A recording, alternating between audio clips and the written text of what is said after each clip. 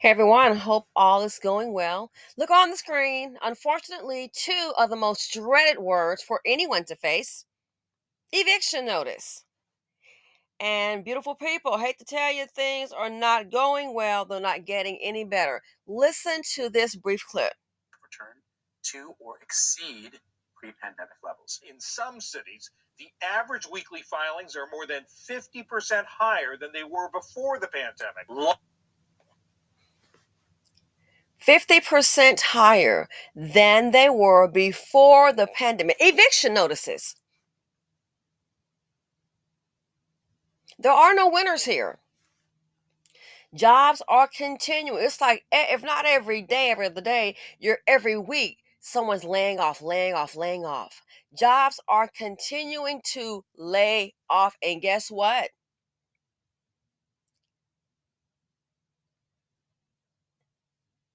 It's taking longer to get a job.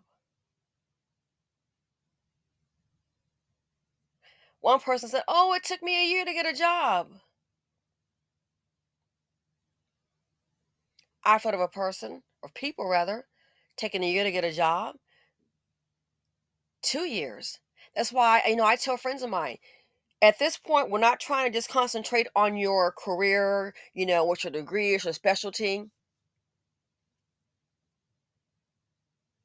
At this point, people just need to find a job, if a decent paying job, and that's hard to come by. Hard to come by.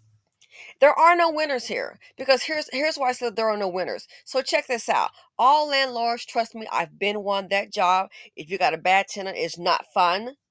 Check this out. It says this article: a move to provide renters facing eviction with free legal counsel gains support in Winston-Salem. Quick read.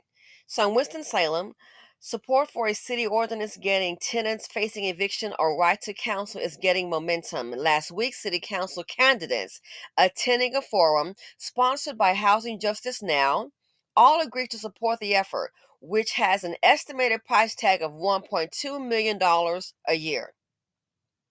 Quote, I've been in courtrooms with people when they are about to be evicted, and I know that when you go into a courtroom and you are not a lawyer, you have no chance at all, end quote, said Phil Carter, a candidate vying for the city's East Ward council seat. And that's a picture of him in the to the right of me. Carter said state lawmakers must create an expungement process for people wrongfully evicted so that they aren't penalized when applying for rental housing. It's estimated that 90% of landlords in eviction cases nationally have legal representation, while only 10% of tenants do, according to the Institute for Research on Poverty. Without legal representation, tenants are more likely to lose eviction cases, tenants' rights advocates say.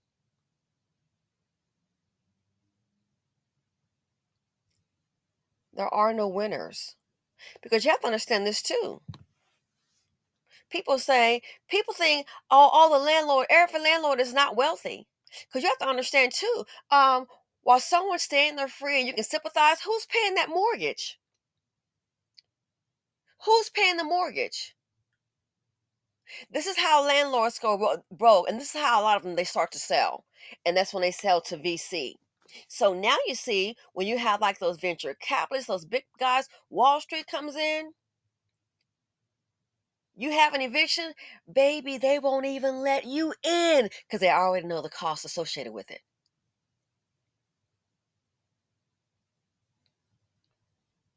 This is how, again, who's carrying that mortgage, carrying the paper? This is how landlords end up going broke, filing bankruptcy. Oh, I've heard of landlords going homeless. Kind of hard to carry, two mortgages. So sure, no one will see anybody evicted, but you can't expect another person to pay for you and your family. If anything, that's when you would hope those tax dollars should kick in. Not the little landlord guy, the tax dollars. And that's the part I think a lot of people are missing. So evictions increasing 50%. Let's try it again. Every time we look up, there are more layoffs, more layoffs. And people are not able to find replacement income. The bills keep on coming. The bills keep on coming. So if there are more layoffs, companies aren't hiring, or you may get hired at a reduced rate. What then? What then? Ladies, if you don't have children and you're struggling, at least you don't have to worry about another mouth to feed, especially in the BC, because resources are drying up and I'm seeing less and less help. People are circling the wagon with their own resources.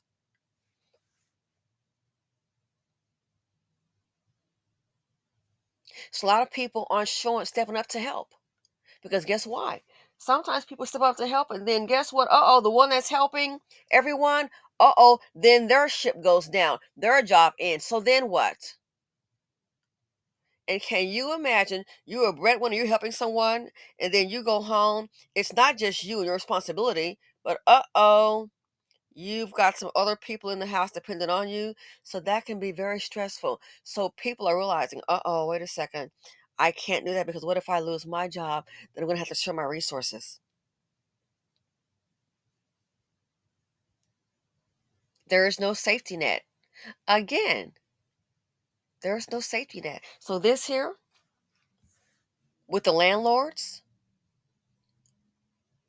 it's going to stave off eviction and help some family. At the same time, though, the landlord, you're going to pretty much lose on your investment. That's why some people just sell. They see the handwriting on the wall. And when the big guys come in, good luck. It'll be just like that movie, 99 Homes. And that's one thing too. I hope it doesn't give false hope because in that movie, 99 Homes, what was happening? People are like, oh yeah, well, no, we have an attorney. And the guy was like, well, listen, when they show up at the door with any kind of notice with paperwork, it's not a joke. Whenever they show up at the door, uh, any kind of paperwork, the clock is ticking. And in that movie, people are, oh, we're going to call our attorney. Yeah. And by the time they, I guess, call the attorney, got back with them, guess what? They were already evicted. When the sheriff shows up, constable, whoever it is, and you see three men in a truck and you didn't order them, you need to know right now. So anytime there's paperwork involved, I told a young lady, she said, "Oh yeah, my mom got a notice and she just put it in the trash." Because I said, "Oh no. You need to call her right now and tell her to go to that trash can and pick up that paper." I'm like, no, no. I don't care what the attorneys. The paper came last. That's important. It's serious. My lawyers, I say she needs to get that letter and read it. She talked to her attorney prior. This letter came lately, and she needs to fax it, email it, or something to that attorney ASAP. So 50 evictions are 50% pre-pandemic levels. It's gotten worse. All the layoffs. People cannot replace their income. In China, they're selling cars to buy grain, to buy food. You wonder why they're crossing the border? Word is out. Freebies over here in America. So the other question is, where are the Americans going to go? Where's the American going to stay? Where's the hotel at? Where are the Americans going to go once families are evicted? Do the Americans just go to their cars? And if that's not paid for, that can be repossessed too. And the politicians, I'm hearing crickets. Hearing crickets. Small business owners, good luck.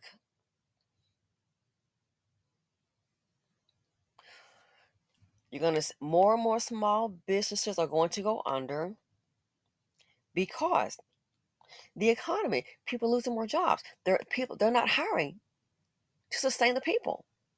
So less spending.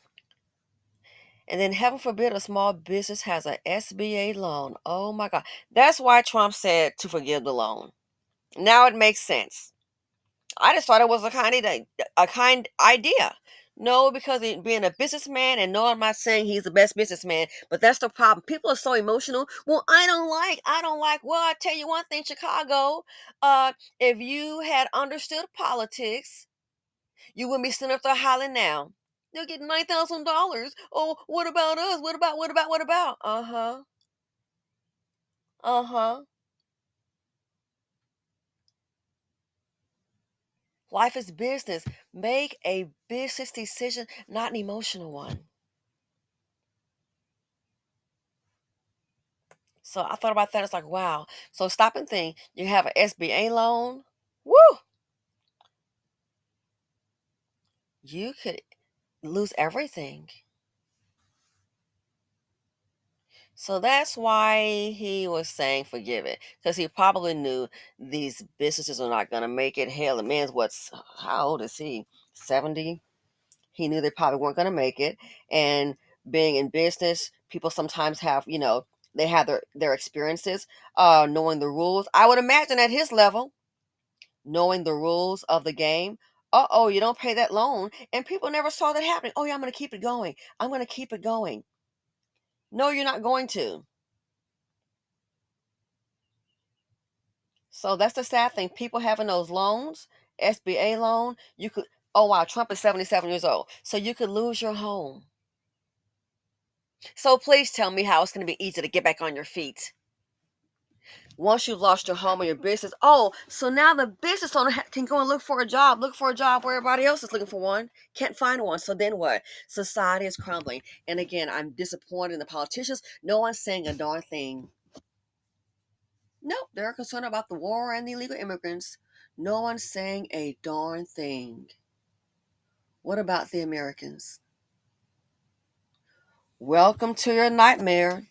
Because, darling, they sold us a hell of a dream. And a dream is not reality. And I'm out.